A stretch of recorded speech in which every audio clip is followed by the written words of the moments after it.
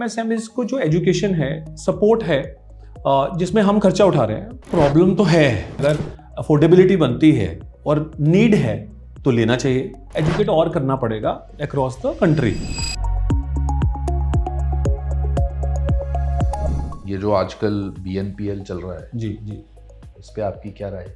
BNPL एक अच्छा, मैं फिर से वही बोलूंगा, responsible behaviour is expected from everybody. वो अच्छा है कि लेना चाहिए। मैं तो ये कहूंगा कि अगर अफोर्डेबिलिटी बनती है और नीड है तो लेना चाहिए। अफोर्डेबिलिटी बनती है, नीड नहीं है तो शौक के लिए नहीं लेना चाहिए सिर्फ। लेकिन हर उधार को चुकाना भी पड़ता है। हाँ, इसीलिए मैं बोल रहा हूँ, जरूरत चुकाई जाती है टाइम पे, लेकिन शौक जो है, अगर अफोर्डेबिलिटी नहीं है और अपनी जरूरत से ज्यादा ले लिया, वो मेरी सलाह नहीं है। प्रॉब्लम तो है, और जो गैप है, क्रेडिट का गैप, क्रेडिट नीड का गैप और सप्लाई का गैप, वो गैप तो बड़ा है। पर ज़रूरत है समझने की MSME में, छोटे दुकानदारों को, बड़े बिजनेसमैन को, और इस नीड को प्रॉपरली, क्योंकि जो रीच हिंदुस्तान में है, हिंदुस्तान का जो तरीका है सर्विस करने का कस्टमर्स को, ये थोड़ा अलग है दुनिया से, क्योंकि डाइवर्सिटी हिंदुस्तान की अलग है, स्टेट्स अलग हैं, भाषा अलग है, लीगल प्रॉपर्टीज़ के नुआंसेस अलग हैं। तो बहुत सारी चीज़ें हैं जो लोन देने के लिए आपको सीखनी पड़ेंगी एज ए कंपनी। तो कोई भी ऑर्गेनाइजेशन अगर हिंदुस्तान में बिजनेस करना चाहती है तो एक तो लॉन्ग टर्म ऑब्जेक्टिव होना चाहिए ऑर्गेनाइजेशन का।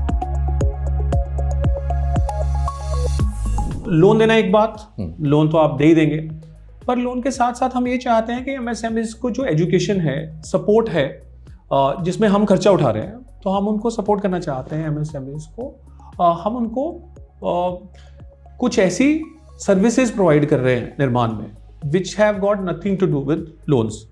वो अलग है, कॉन्सियर्ज सर्विसेज बोलिए, लॉजिस्टिक सर्विसेज बोलिए, ट्रांसपोर्टेशन, सो काफ़ी सारी चीज़ों में हम उनको कंसल्टेशन फ्री में प्रोवाइड करते हैं।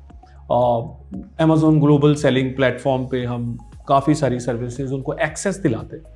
तो उससे क्या है, MSMEs को ये बिलीव होता है दैट गोदरेज ग्रुप की जो कंपनी है सिर्फ लोन ही नहीं दे रही, ये हमारी ग्रोथ में भी इंटरेस्टेड है। तो हम MSME की ग्रोथ में इंटरेस्टेड है। हिंदुस्तान की इकोनॉमी में MSMEs की जो ग्रोथ है वो काफ़ी इंपॉर्टेंट रोल प्ले करती है। तो हमें लगता है कि हम उसमें लॉन्ग टर्म ऑब्जेक्टिव से पर्पस ड्रिवन बिजनेस बना रहे हैं।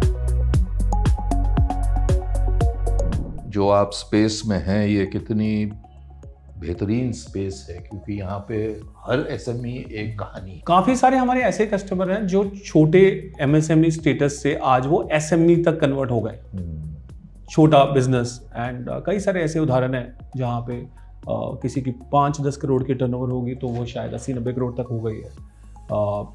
10-20-50 करोड़ की टर्नओवर वाले कस्टमर्स कुछ ऐसे भी हैं, जब हम जानते हैं, जो 500 करोड़ से ऊपर की टर्नओवर वाले हो गए। एंड काफ़ी सारे बहुत छोटे कस्टमर्स भी हैं जो दुकानदार कस्टमर्स हैं, जिन्होंने रिस्पॉन्सिबल बिहेवियर दिखाया है क्रेडिट में, और उनका बिजनेस अच्छे से चल रहा है।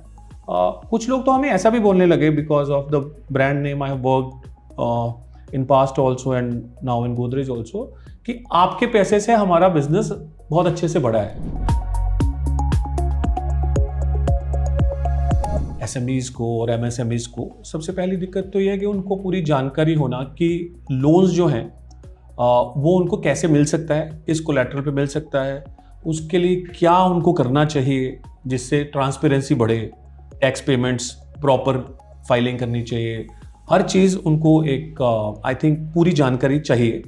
उसके लिए सबको, चैनल पार्टनर्स हैं बीच में, पूरी वैल्यू चेन होती है, पूरी चेन को एजुकेट और करना पड़ेगा अक्रॉस द कंट्री।